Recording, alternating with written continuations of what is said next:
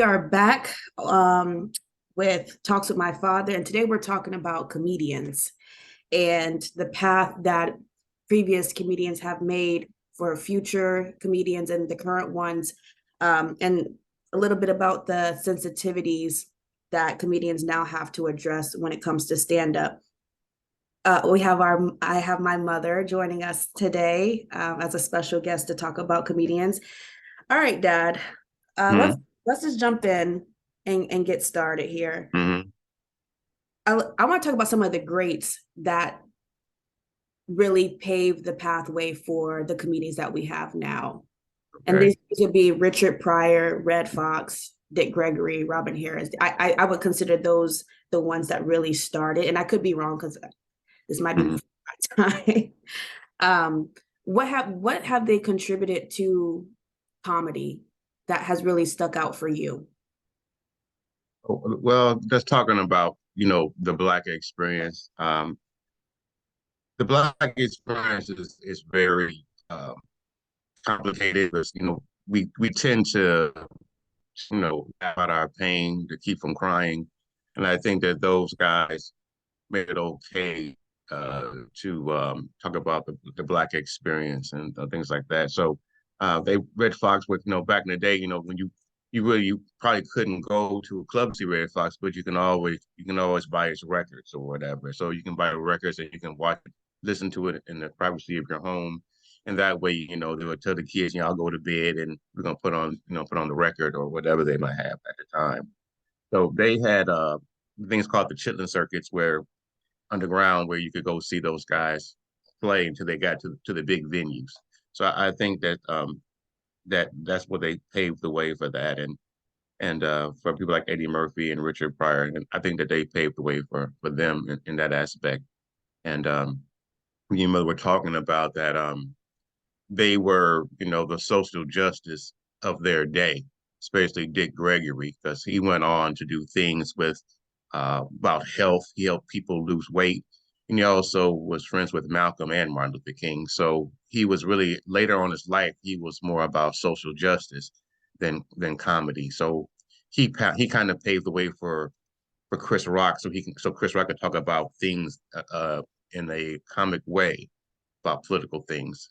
So I think that's what Dick Gregory pretty much paved the way for. And also, I know a lot of people don't like him, but Dr. Cosby, he paved the way with giving money with his comedians, talking about his life as a father and things like that. And I think the Cosby Show was a reflection of some of his life as a father, with his son Enos and Aaron and other people in his life. This reflection of being married. So I think that he paved the way for family comedy, and I think other guys were a little bit more adult oriented. So that's what I think that they paved, in my opinion, what they paved the way. Mhm. Yeah, I agree. Mhm. Did you want to add anything else to that, Mom? No, other than I think that they not only have they given the idea to use their personal experience, whether it was pain or whether it was a good experience, to be able to make light of that, and to mirror what your father just said. It was to laugh, to keep from crying, and they turned all of that. I don't want to call it tragedy, but the unpleasant experiences into into something more lightweight, something that you can laugh at, because it mirrors much like what we all do today. We'll we know that some instances or some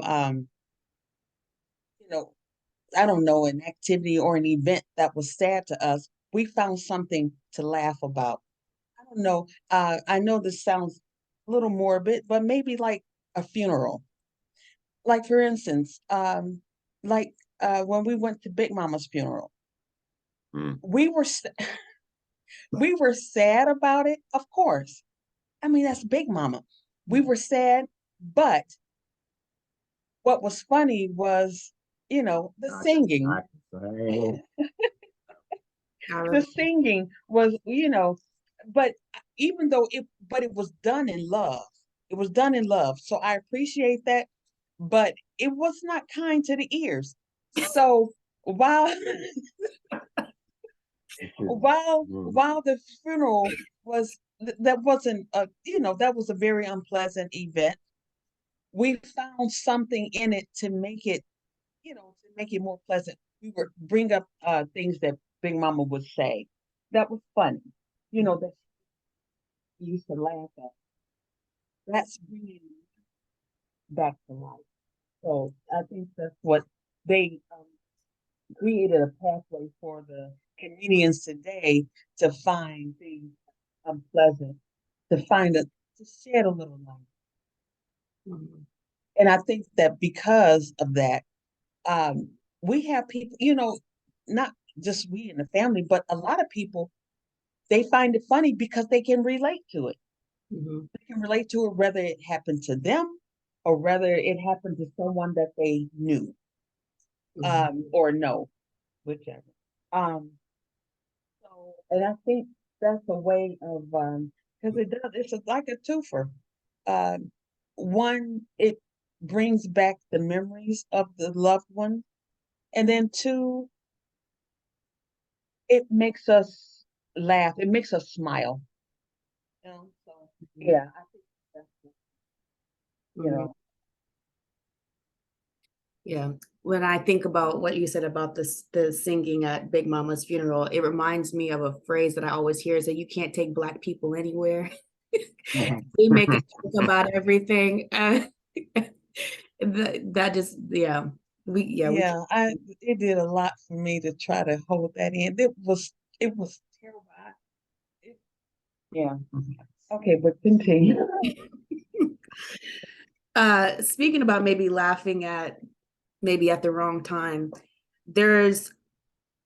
I would say that we're living in a time where there's a lot of sensitivities.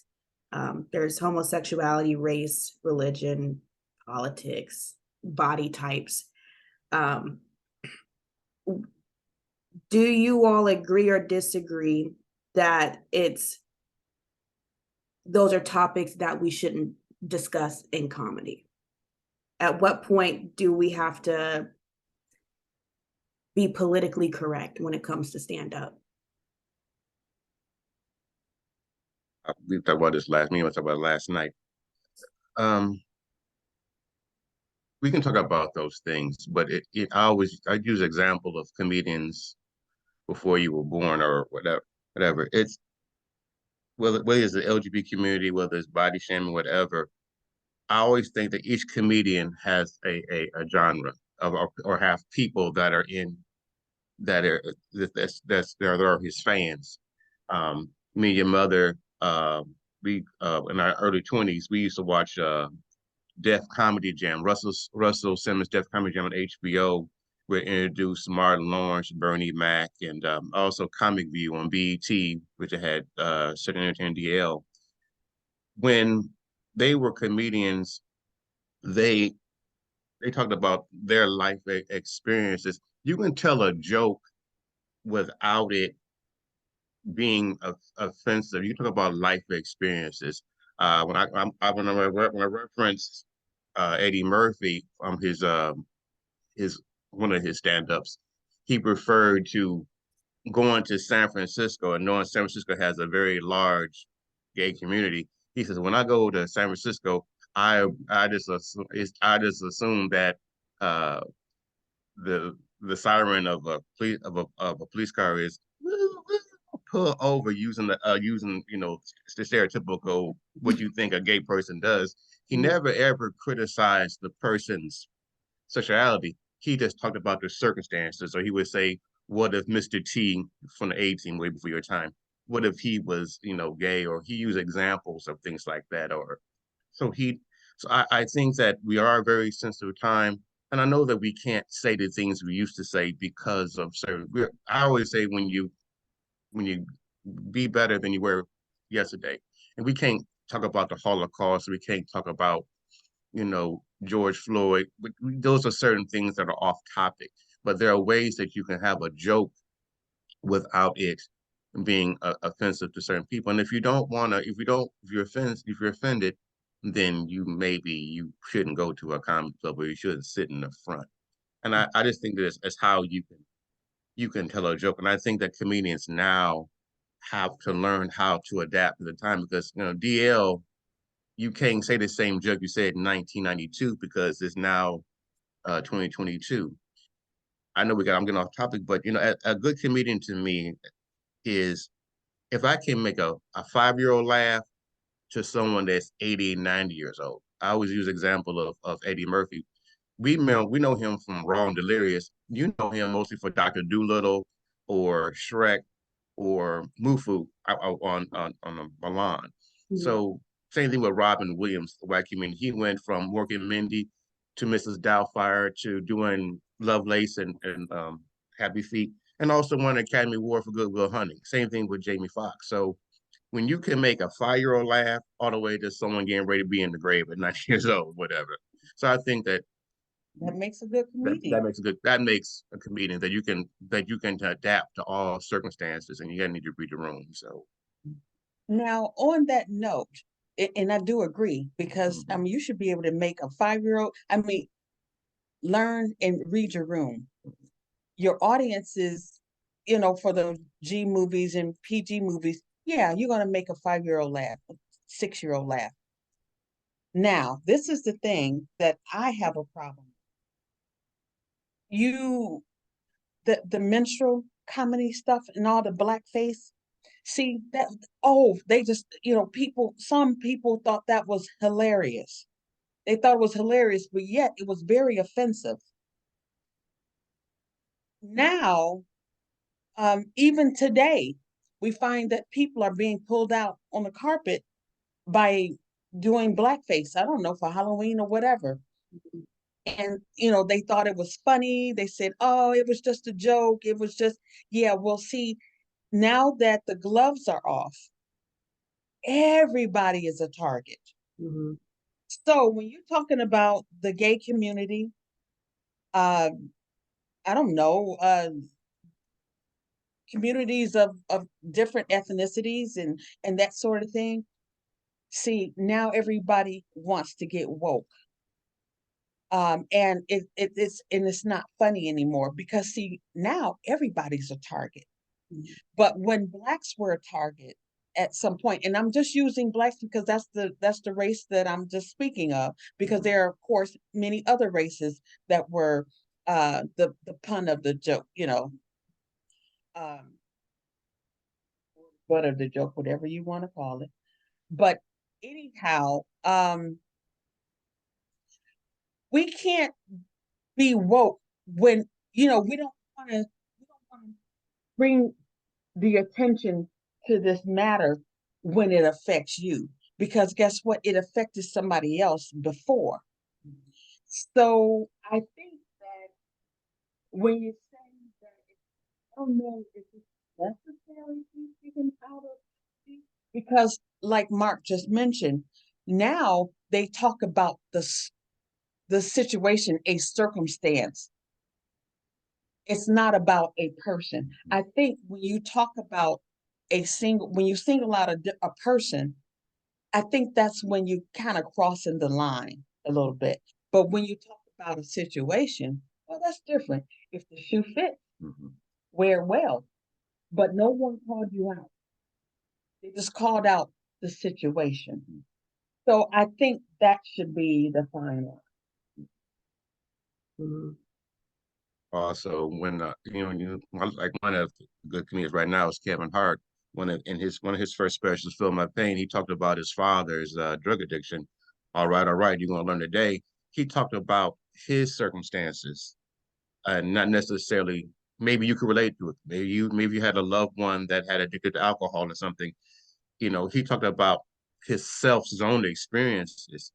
And it's also with Robin Harris about baby kids. He talked about, dating women with single mothers. So we had to find out what is funny to you, and I guess now you're going to have a disclaimer. These are jokes, and if you are offended, then. But a lot of these comedians have corporate sponsors and things like that sponsor their tours, so they got to be very careful when you. I hate to say this, work with other corporate sponsors because they also gay people buy stuff too. All of us are consumers. So that's the danger part about it because we're all consumers and when Budweiser or someone sponsors something, you got to be very careful of that. So, got to be very careful. You see people on television get canceled by a sponsor because of their views. I think Roseanne Barr or whatever her name is, she lost that TV show because of the anti-Semitic things or what black things she said. I think Roseanne was a land-breaking TV series, but she also killed off her character. So sometimes you have to weigh that because she lost millions. So Right. so you can be very careful of that. And I think DL said that he lost some sponsors because of some of the things he said on being on a radio show. So you got to be very careful. I call them corporate comedians because you're working for somebody, you're working for a sponsor, you're working for 97.1, whatever, 95.5 in our city, Radio One. So you had to be very careful when you have morning talk shows and things like that. So you have to toe the line because I know that one comedian in the morning, he has the brat and also Gary with the T. So you're talking about Ricky Smiley. Yeah, so he's funny, but he tries not to. He tries to include everyone. So they always say Gary with the T, though he might be gay. It's like, look, Gary, we're gonna crack on you. So things like that. So even with the special needs community, now Arnez J, he likes to talk about that, but see, he also talks about his brother, whom I believe he loves. He loves his brother, but he uses some of his jokes, is some of the activity that his brother does. Well, special needs community. Well, he, along with other comedians who speak on topics that they can relate to, I don't think that they make fun to pick fun, and I think that maybe audiences can be a little too sensitive, or maybe they're not sensitive. Maybe that's their way of wanting to get that because they can. It was not all because again, the menstrual thing with the blackface. We could have been, a matter of fact, we were very offended. And I don't think that it was really taken into consideration as much as things are being taken in consideration now. Okay, granted, times are different, but feelings are not. Mom, talk a little closer to the mic. Your audio cuts out. Oh, I'm sorry. Yeah. also Lavelle Crawford, one of your favorite comedians, he always talks about his weight and talk about I know people know his comedian. Oh, down by the lake, down by the river. That's one of his jokes. And I know I'm going on about all these comedians, but these are guys that could make fun of their own situations and make it more human. But then you can laugh, you can laugh with them instead of at them. And I think that's where our society has. I'm not gonna say I'm going wild. You just have to adapt, and you can't fat shame nobody. But he did. But I know he lost a lot of weight because of health issues. But he talked about his mother and going to the store and how you take all your kids to the grocery store. Everybody's yeah. So those are things they talked about. And Gary Owens, I think if I pronounced his name right, talked about being married to I know he was married to a black woman. So he talked about going to church all day and how black people celebrate their birthday all month. So and how he used plastic bags for everything for filing and everything else. You see, these are all jokes that that some people might take it offense, but we found it funny because that's something that we've grown up doing. That's going to go to the store with all your kids and put that back, or so these are just life experiences, and I just think that a lot of us we've gotten a little bit sensitive, but go on, Monty. Go on. Yeah, do you think censorship is going to end comedy? No, because people can always do it on their phone, or they can, I know I'm dated. They can maybe download it or get a CD or whatever device they have. Like I said, comedians now just want to have to appeal to their base, the people that like D.L. Hughley or Chris Rock or Bill Maher, who does real time on HBO. People just going to have to adapt to their base and appeal to them. You know, so that's what I have to do. But I do think as people, as a culture, we got to get a little bit better and just have a disclaimer. Hey, you come to this club, I'm gonna roast you if you sit in the front. That's just all to it. Mhm. I know you all are not on Instagram, and I'm not really on it like that either, but I am on it more than you two. And there's now like skits that are on Instagram, and Mom, I might send you a few here and there. Do you think that we're slowly transitioning from stand-up to social media comedy? I mean, and I know you probably don't have anything to compare it to because you're not on social media, but I see a lot of comedians like Just Hilarious. There's a few others that, people send videos to me of. Do you see that happening? But I also, I'll also add a little part to that. I don't see how their skits can kind of transfer to stand up because I think they're very different. You could be good at one, and it doesn't necessarily mean that you're going to be great at another. And I see these Instagram comedians say, "Oh, I'm touring. I'll be in, Atlanta, or I'll be in New York on this weekend." And I just sit here and think, I'm like, you're funny on Instagram because like you're playing out a situation, but I don't see you being funny. Like I don't have that desire to see you in person. Because social media now is really big across the net.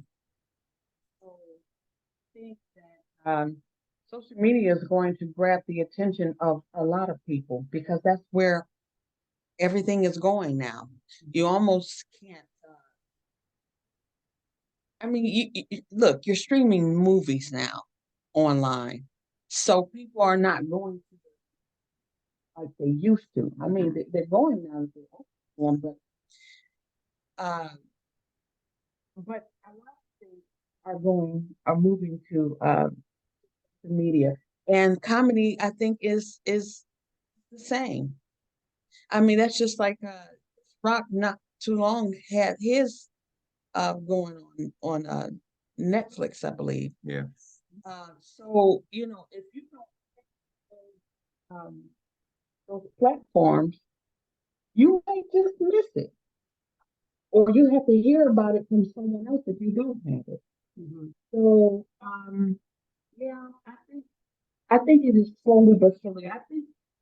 I think that comedians still enjoy being in the moment on the stage because that's what they started off with.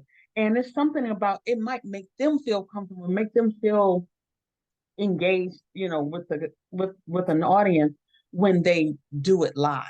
Mm-hmm. So I do think that they'll, some will still do it on stage, but then do those, like you said, online. Mm-hmm.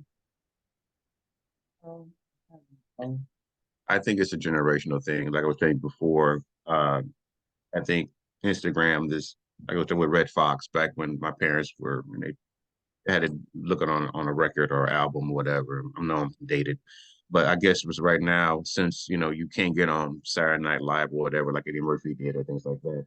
You're gonna have to go through social media. I found about one comedian called Shula King. He would like have little things on that, and then we went to see him, and he really was funny. So he was like he'll see something on social media and he'll crack on it, and so I think that's one way of getting it out there because we do live in a society that your phone is pretty much your television, whatever, and that's how people get the entertainment, advertisement, things like that. So I understand that, and I don't. Yeah, I think there's still people like me that like going to a club and having a date night. Mm-hmm. And because like I said, comedy clubs gonna make money off the drinks and the food, so there's always gonna be there. And so, Mm-hmm. but now convenience, you have like I said, the corporate ones like Kevin Hart and Eddie Murphy or whatever, or Dave Chappelle. Those tickets are $400 or $500. So they're still going to do it. Mhm. And also, so Dave Chappelle went on, it's the Chappelle show. And Mhm. so that's how he was able to get out there to all races, all people. So Mhm. Yeah, I'm old school. I still like going to the comedy club. yeah. Yeah. Um, just off the well, it's actually still on topic. What happened to Ari Spears? Is he still? Last night. He's actually in town here. Oh, He has a couple shows scheduled to okay. perform here. Um, uh, I guess he's still. I mean, we saw him, a couple visits ago when he had come to town. But he's still around. I think he and maybe a few other comedians they still like to uh, do the on stage small intimate uh, audiences, which can be really cool because it makes it nice, it makes it funny, and then the crowd gets involved and they participate. But yeah, he's still doing his thing. That's Funny Bone Columbus. If people don't know where we're from, so it's Funny Bone Columbus. So give them a shout out to them for advertising. Um, Yeah. yeah. I know this wasn't on the list of questions, but I see again on social media a lot of men dress up as women and poke fun at us. And I know that sometimes it can make certain women feel uncomfortable that they're I guess cosplaying. But when I think about the past, like you mentioned, Robin Williams, and he did Mrs. Doubtfire. Then we have Martin Lawrence as Big Mama in Big Mama's House, and then he also did Shanae. Yeah.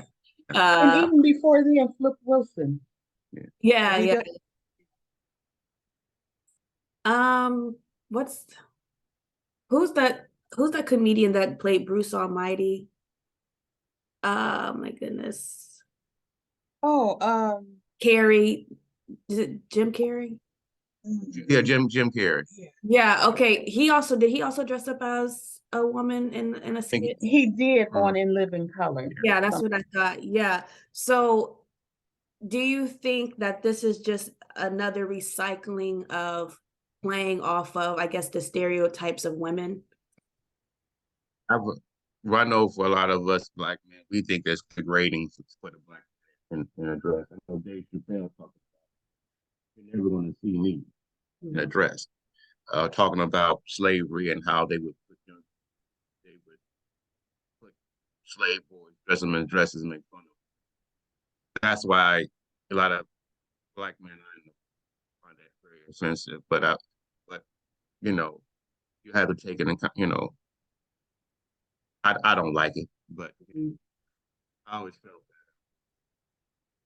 Tyler Perry can get his point across without dressing as Medea. But I also know that that's just my opinion. Also that he got a studio, he gets back to the black community. So I have it really would just I would like for them not to do that because of knowing I Mhm.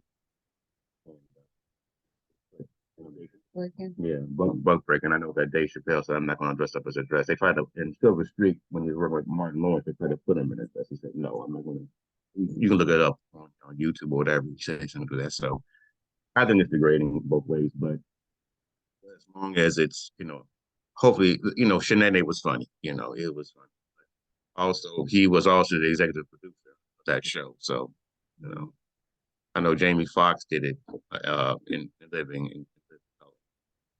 He's an Academy Award winning actor for Race. Mhm. I hopefully we get past it. But a lot of times people play characters. Eddie Murphy plays all the characters into Mhm. America and things like that, or Norbit. So Yeah. so as long as it's kind of degrading, but like I said, it's comedy. It might offend me, but it may not offend somebody else. And everybody has a right to do what they want to do, but I also understand the history of it. That's all. Mhm. He also did it in The Nutty Professor. He Yeah. played most of the Mhm. characters. Yeah, multiple. Mhm. Yeah, I don't know. I guess I'm still in the middle. I don't know how I feel about them dressing up as women. I also like I agree with you, Dad. I don't know. I feel like if you're truly funny, you can be funny without dressing up as a woman. And I also don't like that the stereotypes that they play off of women, they look at as funny. I don't know why women always have to be the butt of the joke all the time. So Mhm. I look at that. But then when they do make a joke about a woman, and I can relate to it because I may do the exact same thing, I will laugh because I'm like, oh yeah, I am like that. Um, but I don't know. I just feel like sometimes in a male dominated industry, I think it's a little disrespectful to women, especially when women have been trying to break into comedy for so long. And I know that's one of our questions because I like Monique and I hate what's going on with her right now. I know there's a few other women that are trying to break into the comedy as well. Mom, what are your thoughts on that as being a woman? Well, I agree with you on the fact that why is it that women are always you find it you men find humor so much in women, but yet they always want us present. So I am not sure why is it that women have to be the butt of a lot of jokes. I'm not saying all jokes, but just a lot of jokes. Um, and and to be funny, you have to dress up like one to to prove your point. Um, I don't know about many women dressing. Well, I don't know, but nonetheless, I just think that we can get a little bit more respect. Um, but on the same note, I am glad that we have women comedians Mhm. uh, because they're funny too. Mhm. Um, and like you, I like Monique. Amy Schumer can be funny sometimes. Mhm. I like Samore is funny. Yeah. And we have some women greats. Um, and some write even better than they perform. Mhm. Mhm. Like uh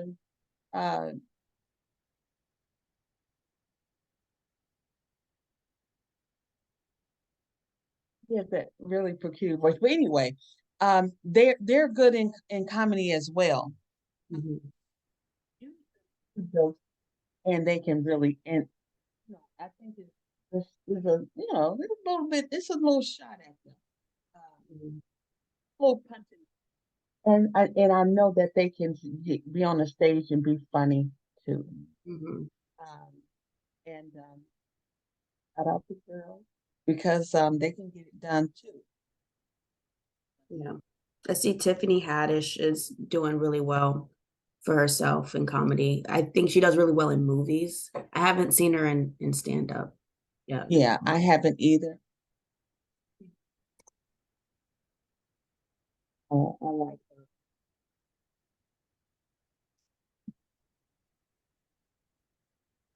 Am I forgetting out, Wanda Sykes. oh She yes, yes. she writes well. She does. She really does. Mhm. Mhm. Um, And and going back to Dad's point, she can also make kids laugh because I think she was in what's that one movie Over the Hedge or something like that where the possum Yeah. lay She down. picked the skunk. mhm. Yeah, that Also, was shout out to women. There was a movie called Queens of Comedy. So they're out there. Like I said, with Wanda Sykes, Amy Schumer. Um, so they're out there, and they make also talking like I said, but Monique also won the Academy Award, like you said, for that for Good Precious precious. Precious. Hmm. So you can be a comedian and you can cross over to serious films. And like I said, when you can do everything from a 5 year old to someone adult, so that's I think that works very well. I think as a comedian, as you get older, you talk about your life experiences. I know that Chris Rock just he addressed the Will Smith. He talked about his about your talk about being a father and kids. He's saying that young when my kid was younger, she used to bite. he says, me and your mom, he says, me and my mother, me and my ex-wife didn't teach her how to bite. It's just, he just talked about being a father and also being divorced and things like that. So he found humor in that and talking about how he went from Brooklyn and being poor, like from the Everyone Hates Chris show to being one of the all-time greats. So he talks about his experiences as from being in New Jack City all the way to being almost 60 years old. So this is life experiences. Which is great because once again, that's using your situation and your own experiences. It can be funny because guess what? Somebody in the audience can relate, whether it's someone that they know. Everybody can relate. Everybody has that drunk uncle. Everybody has, that aunt that can't cook. Yeah. But always want to bring something to the potluck. I mean, what I'm saying is, maybe not everybody has it, but somebody knows somebody. The conspiracy uncle. that put mayonnaise on the window or put whatever. Yeah. Every family got one of them. Now I tell people all the time too about our family. I said, in your family, you can't have weak feelings. I said everybody can be a joke. Everybody. Yeah. Yeah. Everybody's in the room. Yeah. Everybody's target in this family. I said this ain't for the weak. This is not for the weak. But I also think you should be able to laugh at yourself. I mean, life is just short and the world is really becoming a sad place. So if you can find something to laugh about, and I love laughing about myself all the time. My friend was telling me, "Oh, you didn't see anything." I said, "Did you see my eyes? I don't miss anything." And because I have big eyes, like you can't hide nothing from me. Sorry about that, Courtney. Sorry about that. It's all right, but I can see everything. Yeah. I don't miss anything. So, and they laughed at it and they're like, wow, you're really funny. Like, I'm like, yeah, you can't take yourself too serious. You really can't. Because you become sensitive and then you become the person that nobody wants to have over. Oh, they're going to be offended. This is the woke person that we got to tiptoe around. And I don't ever want to be that person ever. Yeah, and laughter is good medicine. It is. It really is. I love to laugh. Mark and I, we go to the comedy club often on our date nights. We just go and, or we'll find someone like if we're out and about and we see something funny.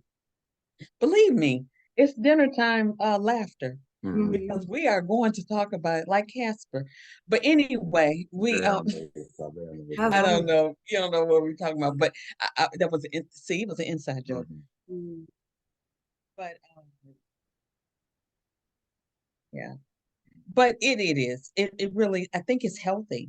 I think it's healthy more than anything to be able to laugh and to laugh at yourself. It's like, laugh with people. You don't have to laugh at them, laugh with them. Laugh at yourself. You might want to laugh at them, but don't be so sensitive because I think that's when it makes it another topic. It makes it more serious. It makes it where everything doesn't have to be bad. It doesn't have to be sad. Like I said earlier, find the things that are unpleasant and find something humorous about it. I like to laugh. It's fun. And funny. I love that everybody gets in on the joke too, like even Victoria. Yes. It's so funny. And these jokes last forever. Yeah. Oh, she clowned on you the other day, and that was funny. About chocolate milk? About your chocolate milk. Again? Bought her the kid-size chocolate milk. Yeah, I know. Yeah, and she says, they must, you didn't get a big gallon? They must didn't have a sale, huh, Dad? And so she said, or was it a big ticket item? High price item. Funny, she clowned him so bad about that chocolate milk. But it was, and Mark laughed about it too. Then I got a gallon next time. So I didn't want to be clowned about giving her a kid's milk. Yes. You don't want to subject yourself to that again. I ain't gonna be joking that no. Yeah, and I love that the jokes are long-lasting jokes, like taking a train to Africa. It will always Yeah, be Oh funny in the God, it would family. be the forever joke. yeah, right. Yes. Yeah, another inside joke for the listeners on that because they wouldn't understand that. And no, you cannot take a train to Africa. We know that. That's why it's funny. Yeah, no, I really, and I just want to shout out those in the past that really, laid down the groundwork, like Richard Pryor, Red Fox, um, Robin Harris, and because one of my favorite movies actually is Harlem Nights, Oh and that yeah. full comedy, like comedian filled cast, and unfortunately, a majority of them are passed away. Lost on. And don't forget Arsenio Hall was in Oh yes, I forgot about yeah, the Arsenio. little he was shooting a little gun and that Oh yeah. you know, I know people probably saw the movie a million times. There's so many lines in there.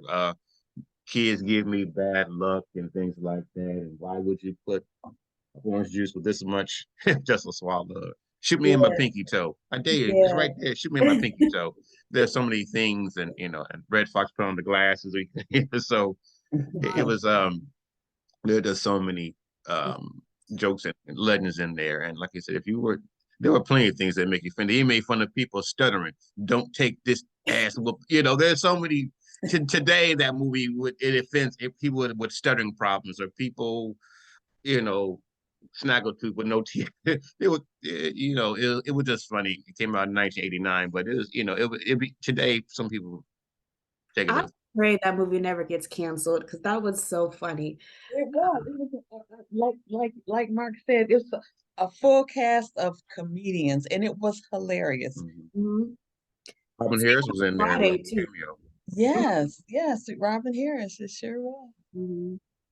And I think about Friday too, the first one, because Bernie Mac was in there, and John Witherspoon. yep, all the comedians in that one as well. And Chris Tucker. Yeah, Mhm. he's one of my favorites. I think he's really funny. Yeah. Hmm. You know what? And don't forget, and I do want to give Mom's Mabley. Oh I yes. mean, she started way back, Mhm. and not only that, did she open doors as well, and she wasn't the only one, but as well, especially amongst the Black community. But for women, Mhm. she was one of the first women. Uh, well, at least she wasn't the only woman that would do comedy. And I think that it has evolved so much since then. Mhm. Because I guess what she said back then might have been funny for them. Um, but I think it has grown quite a bit. And and hey, it's fun. I like all comedians. They're very funny. Um, and there isn't a set that I couldn't sit through and I don't find a chuckle in something. You know, Mhm. everything may not be funny, but it's somewhere in there is something funny. Always. Mm. Anything else you Well, before you add? I want to, and if Dad doesn't have anything, I want to do our top three comedians before Oh, we sign off. But okay. You want me to go? You gonna go first, Don? Or you? oh no, go ahead. No, this you and Courtney. I would probably say, uh, for me, I think for for everything he does from stand up to movies, I would probably say maybe Eddie Murphy's number one. Um, I do like Chris Rock. I do because we're that same age and we're in that same generation. And mhm. maybe my third would probably be I like DL Hughley. I think that like I said, I know the last two are in my age, generation, my genre, because I'm as we get older, I'm relating more to their comedy being old, being my age and not that generation. Richard Pryor is good too, and also Bill Cosby and also Dick Gregory.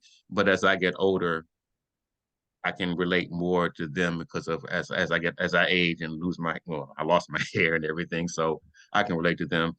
Bill Cosby was good because he related. I know he gets well, he supposedly did, but he talked about um, being a family man and finding those things funny and raising a family. And I got a little joke that I can cook, I'll survive until your mama gets home. Or Eddie Murphy, he had a joke about dad is great, give us more chocolate cake because he couldn't cook, so he just assumed I'm gonna give him chocolate cake and make him happy.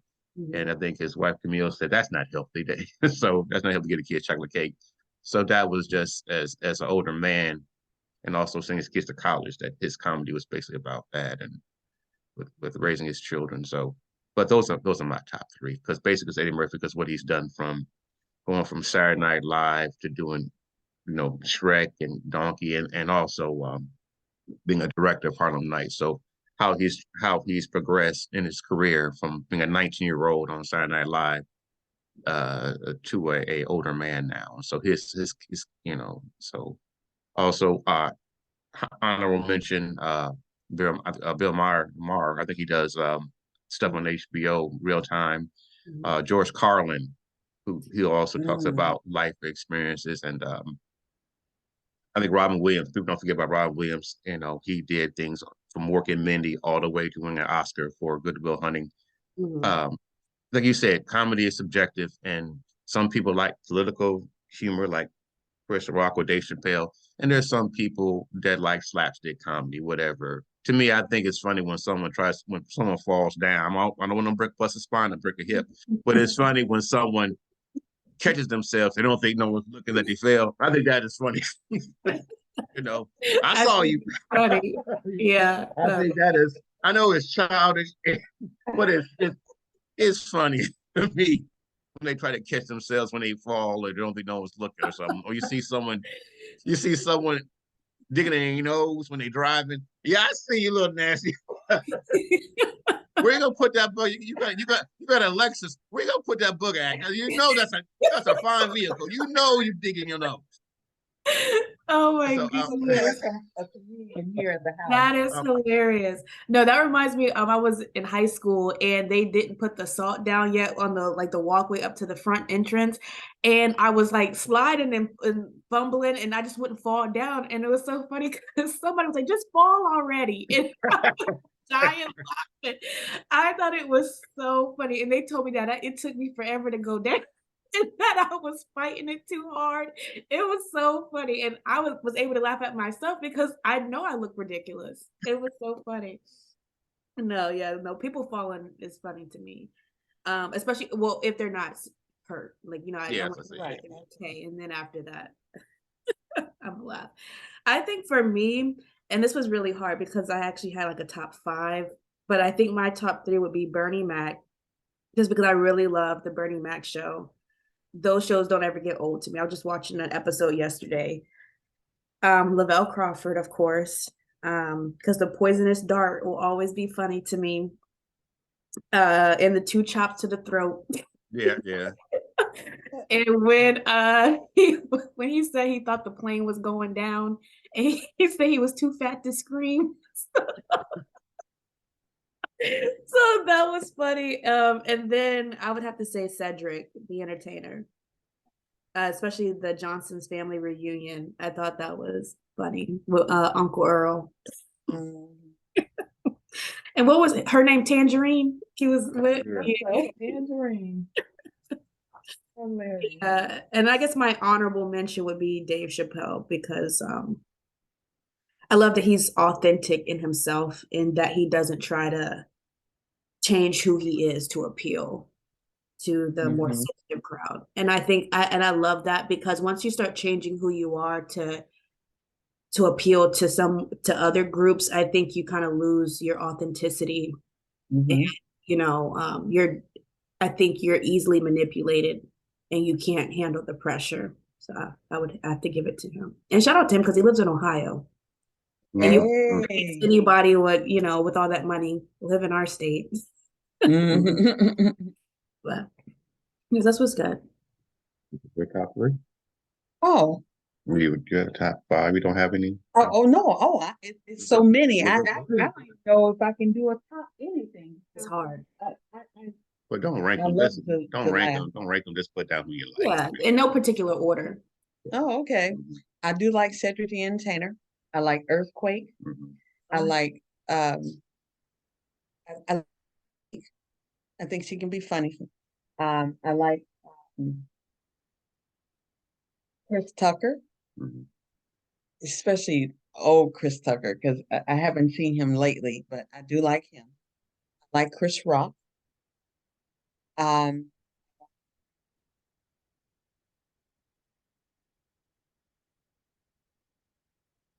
I like Gary Owen. Mhm. Um, I like to Mhm. Lewis Black. Yeah. I think and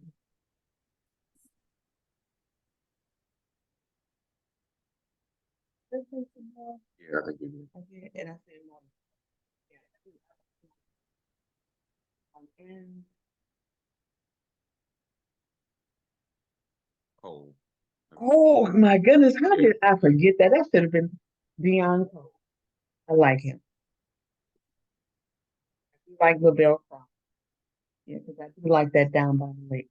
Mhm. Yeah. Yeah. So yeah, those are. I mean, I could, like I said, so many. I could keep going, Mhm. but those are because D.L. Hughley, he's funny, Mhm. and I like Ricky Smiley. I like listening to them every day on the radio. Church announcement. Yeah. Yeah. So I just could go on and on, but yes, they are. Probably a lot of money going. But yeah. Awesome. Also, I'd like to give a shout out to the people who are younger than me. Robert Townsend. He is the one that directed one of Eddie Murphy's comedy films, Raw. Spike Lee directed Kings of Comedy. Also, it's also for we have talk about comedians. They also have good writers. Mhm. I think Charlie Murphy wrote some of Eddie Murphy's jokes. His late brother. Mhm. Also, Keen, if I pronounce his name, I got the word salad person next to me. Keen and Ivy Wayne, one of Wayne's brothers.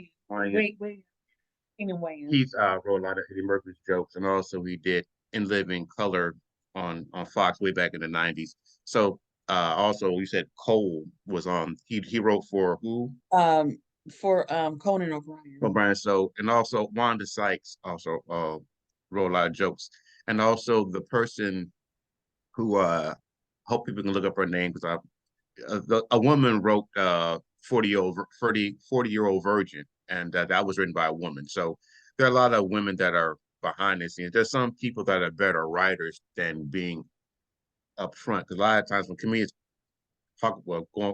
go on stage, they bomb the first time.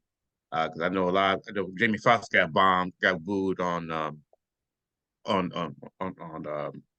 his first time on the Apollo. So you have to get better with your stand up. You're going to bomb. Everybody bombs, and so so those also look up the writers, and also Stan Lathan, who directed a lot of the Red Fox show or Sanford and Son. Mhm. Stan Lathan, he's a very good director in our community. He also directed some of Richard Pryor's films or specials. So um, I think people go to the greats. Also, when you listen to Richard Pryor, listen to Red Fox, remember they're talking about jokes in their time. It might seem dated from 1970s, 80s, but for its time, it was funny. And like I said, if you're funny, it's universal. And so Mhm. I want to people that just basically just recognize people like Robert Townsend, Spike Lee, and other people that are behind the scenes and the writers. Like I said, they can write, but maybe they can't go in front and interact with the audience. So also respect those Black Mhm. directors, writers, and like I said, Monique, and also all type of women. Even Whoopi Goldberg, when she started off, she's not my type of comedian, but she went on for being a comedian. She also winning an Academy Award for Ghost, and she was really good in Color Purple. So you can transition from being a comedian to an actor to a talk show host to things like that. So, so those are Yeah. even Jimmy Fallon on television for Saturday Night Live and Tonight Show, he has his moments. But like I said, it's for regular television. So that's just my little spoof. No, yeah, absolutely. I love the behind the scenes people because I would consider myself a behind the scenes type of person. Mindy Kaling is another great. Yes. She's the one that wrote for your version. That's what I thought. I was thinking that was her, but I'm not sure. But I love the Mindy Project, her show. Yes. And she's also done a lot of writing for other. Yeah, because she did it for The Office too, didn't she? She did. Wrote with them. Yeah, she's one of the writers. I like her. Shout out to a woman of color. Breaking into that industry. Well, this was good. I learned a lot from all of this, and now I kind of want to watch Queens of Comedy now on my day off. All right, Dad, you want to close us out? Everybody go out there and be safe. God bless, and just we're past this pandemic, but they got excuses for everything. So just stay woke and be safe out there. I mean, I hate that young Black man was shot in the head and just going to the wrong door. So we still just that's something I can't laugh at. I can't find no joy in commenting that for our young brothers and sisters. Go out there and just be safe and just watch out for each other, laugh with each other, and love each other, and just bless each other. Just get past the division we have, because that could have been my son, your brother, so, or anybody's son or brother. So, Uncle, it's just people just be safe out there, and this as your grandmother would say, just be done with the dumb, you know what. Yeah. That's it. God bless you. And laugh. Be happy. Amen.